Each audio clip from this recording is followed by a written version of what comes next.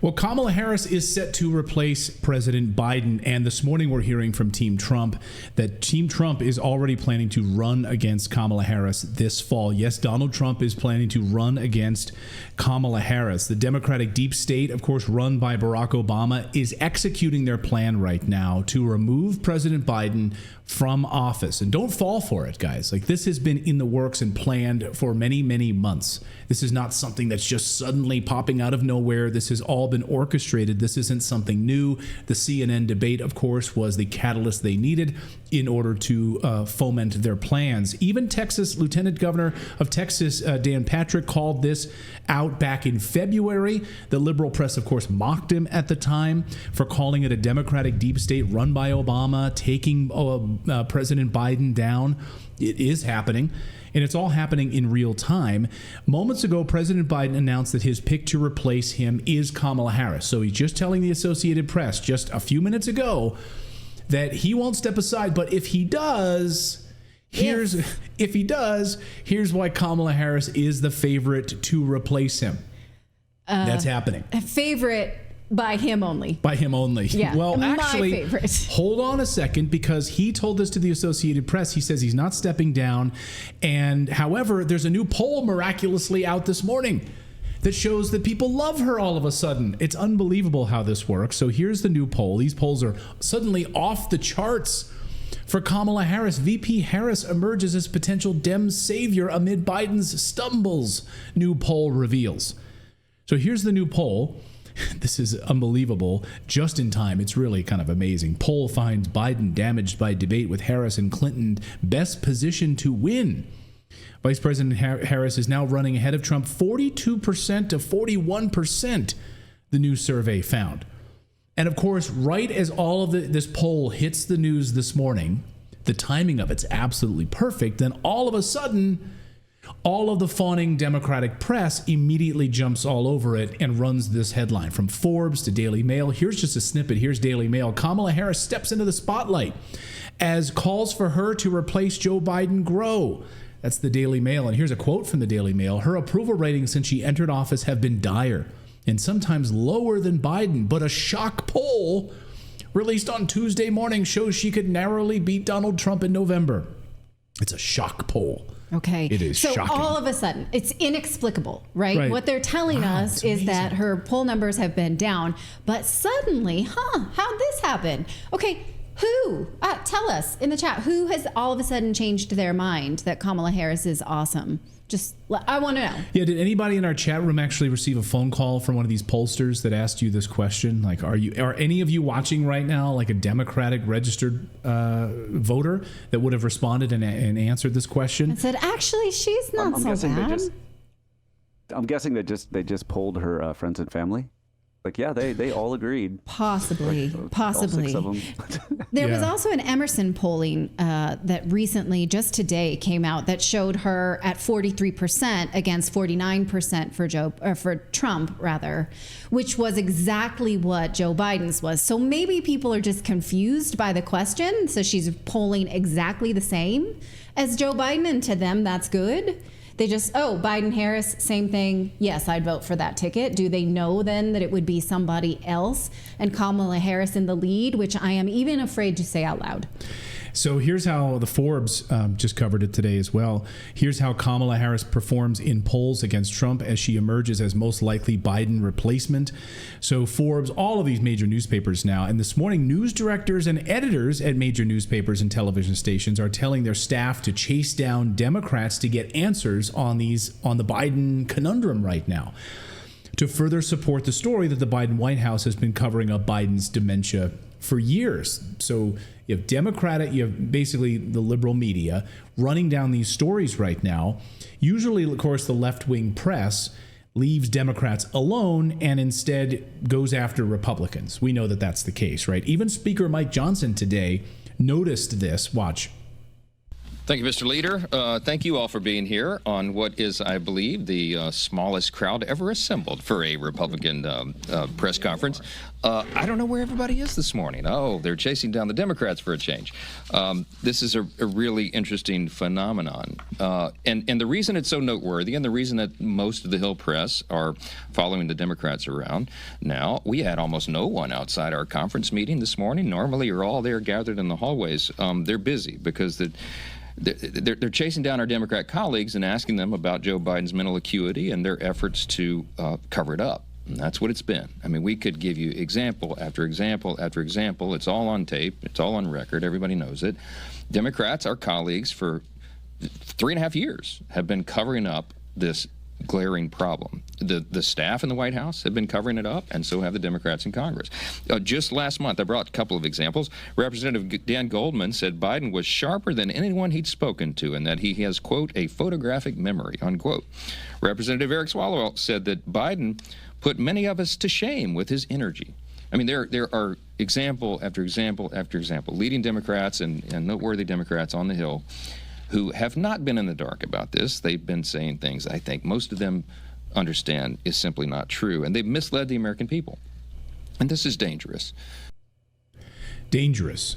So dangerous that the leader of the free world, the guy who's in charge of the nuclear codes, can't speak, can't think, can't be up past 8 p.m. Yes. You know, as Peter Ducey asked KJ earlier today, he's like, well, who, you know, if something happens after 8 p.m., like who handles the nuclear codes if President Biden's in bed? Right. Her response was, well, he has a staff and they'll come get him. They'll wake him up. Right. But even if they wake him up, you still get the post PM Biden. Right. Like the problem persists. So yesterday, the usually fawning left-wing press finally started asking questions about Biden's potential Parkinson's disease and neurodegenerative disease. Why has a world-renowned Parkinson's specialist been to the White House 8 times recently? And she couldn't answer that question, and she refused to answer that question for his privacy. We have to. Others he would have met with. We cannot, you can share names in regards to if someone came here in regards to the president. We cannot share names of specialists broadly, from a dermatologist to a neurologist. We cannot share names. There are security reasons. We have to protect. It's public. I understand that. I hear you. It's right there for anyone to see. Ed, I hear you. I cannot from here confirm any of that because we have to keep their privacy. I think they would appreciate that too. We have to give them. The doctor. We have to keep their privacy. It is public information. I hear you. Guys, hold on a second. There's no reason to go back and forth and be in this aggressive way. Miffed around here about how information's been shared with the press corps about him. What are you missed about? What are you missed about? Everything he just asked about. And then every time I come back and I answer the question that you guys asked. Correctly, you didn't have to come back and clean it up. I never answered the question incorrectly. That is not true. I was asked about a medical exam. Oh, yeah. So I can't tell you about the Parkinson's specialist who's been to the White House 8 times, the world's renowned Parkinson's specialist, routinely going to meet with the president over the past few months. Why would he be going there? I can't tell you that. I'm not allowed to use that. But it's public information. So it's out there now. These reporters are asking you to explain why a Parkinson's expert. How many people do you know who don't have Parkinson's or don't have a neurodegenerative disease have Parkinson's specialists showing up to their house every month? And again, this is not what was expected of the Trump administration when there were concerns about his mental acuity. No, and Jamie Raskin, you'll recall, back in 2017, Jamie Raskin, he's Representative Jamie Raskin, who said, we need to set up a special committee that investigates the health and well-being of presidents so we can study their mental acuity. So what happened? Where is Jamie Raskin now? Right. We're, totally silent on this, about this. So even MSNBC even asked President Biden, do you have Parkinson's? And Biden responded by saying he doesn't have COVID. You've been tested for any age-related illnesses, pre-Parkinson's, or anything like that that might explain sort of having a night like that where you couldn't finish sentences? Look, I was feeling so badly before the debate. When I came back, they tested me for I thought maybe I had COVID. Maybe there was something wrong. I had an infection or something. They tested me. They gave me those tests. I was clear. So, but look, I had a bad night. But the fact of the matter is, look at what I'm doing. I mean, let me put it this way. If there was something that was wrong that night, it's not like it comes and that's one night and it goes away. That's why I've been out. I've been testing myself, been testing everywhere I go, going out and making the case. The night of that debate, I went out. I was out till 2 o'clock in the morning that very night. That very night, it drives me nuts, people talking about this. That very night, I'm talking to large crowds. Look at the crowds we've gathered everywhere from Atlanta to North Carolina to Pennsylvania, and look at the enthusiasm. But it was right after. And where the hell's Trump been? Yeah. So where's Trump? And I have COVID. So I'm sorry, I don't have COVID. No, I asked you if you have Parkinson's. Yeah, I don't have COVID. So this is like a way of saying, tell me you have Parkinson's without telling me you have Parkinson's. Sure. Can't even answer the question. Or also, I miss the days of COVID because I could readily admit I have it and don't have it. And nobody was worried too much. Yeah, and I didn't have to be out among the crowds because they could keep me locked in a basement. Right. I didn't have to go to the Democratic National Convention because it was COVID. I didn't have to go outside and see anybody. I had to wear a mask so no one could see my facial features. None of that stuff. I could go to sleep early. I didn't have to meet with world leaders. It was very convenient, this COVID thing, right? So, of course, Parkinson's symptoms were there for anyone to see who was actually looking. I mean, just follow him in any kind of public forum, walking up steps, falling down steps, riding bikes, walking off stage, not being able to plant his feet, simple things like that. Simple motor skill moments. Well, on stage at the Air Force Academy graduation, can't walk straight, has to be picked up off the stage. So anyone who is paying attention or would have noticed this, or you're just being willfully ignorant about it. And of course, liberals were apparently not looking until this week. Even Democratic donors were just looking blindly away from it, ignoring it. Wasn't a big deal. So to diagnose Parkinson's, you need two things. But the most important is bradykinesia, which is, as a Stanford doctor explains, bradykinesia is the number one thing that you need to diagnose Parkinson's, as she explains. Listen. So the first part of the exam we're going to look at is bradykinesia. Again, this is the most important part to catch on the exam since it's required for the diagnosis. So what exactly is bradykinesia? Well, here's the definition. Bradykinesia is an impairment of voluntary motor control and slow movements or freezing. It's most commonly a symptom of Parkinson's disease or a side effect of certain medications. It is one of the main symptoms doctors will look for when diagnosing Parkinson's. So there are four things they will look at. The number one, though, is bradykinesia, and then you need one of these other three to choose from. Rigidity of the body, tremors, or gait and balance. This, according to Stanford doctors, and this is, of course, according to any Parkinson's doctor, you need the number one, and then you need one of the other three to make it Parkinson's. So here we have a Parkinson's patient giving an example along with a Stanford doctor. Notice the slowdown during the movement tests, the bradykinesiology tests. Watch. Because you have to have bradykinesia in order to give a diagnosis of Parkinsonism.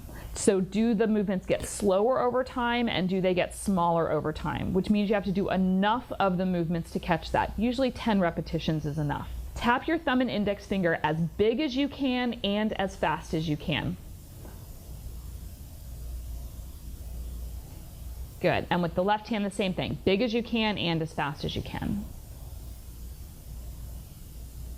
Good. The left hand, the same thing. Up, down, up, down. And you notice the slowing down now. You can relax. So as you see through the entire movement, there's a slight reduction in the amplitude and a slight reduction in the speed. That's what you're looking for. And so that's exactly what a top Parkinson's specialist would be looking for coming to the White House on a regular basis, meeting with President Biden. So a top Democratic Parkinson's doctor last night said that he could diagnose Biden from across a mall, that he, looks at people 20 times a day. This is a classic case coming right into his office. He could diagnose him from across a mall. Watch. You noticed anything that gives you a red flag as a doctor? Oh, yeah, I see him 20 times a day in clinic. I mean, it's ironic because he has just such classic features of neurodegeneration. I mean, word finding difficulties, and that's not, oh, I couldn't find the word. That's from degeneration. That's one of the hallmarks of Parkinson's is rigidity and bradykinesia, slow movement. And he has that hallmark, especially with the low voice that said was a cold, hypophonia.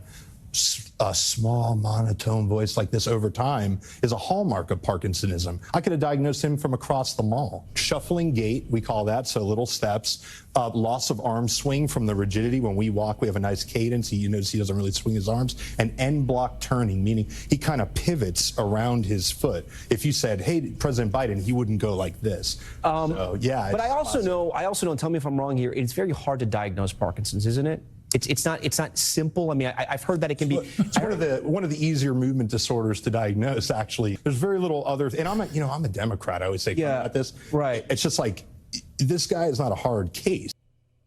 So he's a Democrat. I mean, we can't see or unsee things based on our political bias. So this guy is saying, like, I'm just telling you what I see. Yeah. That's crazy that he has to qualify this. Yeah, he's like, by the way, I'm a Democrat. I'm supposed to not be seeing this because of my political affiliation, but I have to say that I'm seeing this because this is Orwellian at this point. Well, and also just to remember, he's got access to not only the best doctors, the best medication that you could get, like all of this stuff, and these people are giving him the okay to be out here. Like, this is, like, when does this elderly abuse and when is that malpractice? Right. And you have to think about the Biden that wanted to be president for his whole life. And this is not how he wanted to be president. This is embarrassing. Well, and let me just end it on this. So President Biden's physician, Dr. Kevin O'Connor, released a statement around 10 p.m. last night saying that the president has no conditions that would render him unfit for presidential duties. Okay. Meanwhile, you should know that the Germans are aware of this, and where he couldn't have a meeting with Olaf Scholz after 8 p.m. and asked to have meetings earlier in the day because they know that he can't do it. So there you go. That's literally affecting, world discussions, foreign policy decisions. Right. So Dr. O'Connor referenced his latest evaluation of President Biden from February, describing him as a vigorous 81-year-old with no major health issues. And then when he addressed the Parkinson's doctor, Kevin Kennard, his frequent visits to the White House, he said, they're just an assessment of President Biden revealed no signs of dementia or other conditions that would impair his capacity to fulfill presidential duties. Well, his family has stated that he has dementia. And Tucker Carlson confirmed that last week, that is a fact from the family of the Bidens. So that is, we know that to be the case. So this doctor can say that and I guess get away with it. So that's where we are right now. But I mean, you go ahead. Sorry, but if he's been there 8 times for an assessment, like usually an assessment, that's it. They're like, no, you're good. They're not like, but I want to come back the next 8 days to make sure. That just and I'm gonna come back tomorrow. I'll be back on Friday. We're gonna sneak up on your Parkinson's if you have it. Like we'll just sneak up on it. We'll surprise it. We're gonna keep checking it, doing the all of the different tests and everything. So it's really troubling right now. But the Trump campaign actively planning for a Kamala Harris candidacy in the fall. The real question though is how do they pull this off? I mean, there's no real other way they're going to do a primary, some sort of a mini primary I've heard about. I've heard that that's also going to be baloney, that they will just hand this over to President Kamala Harris. So we'll see. It's going to be an interesting DNC. Buckle up, folks. Yeah.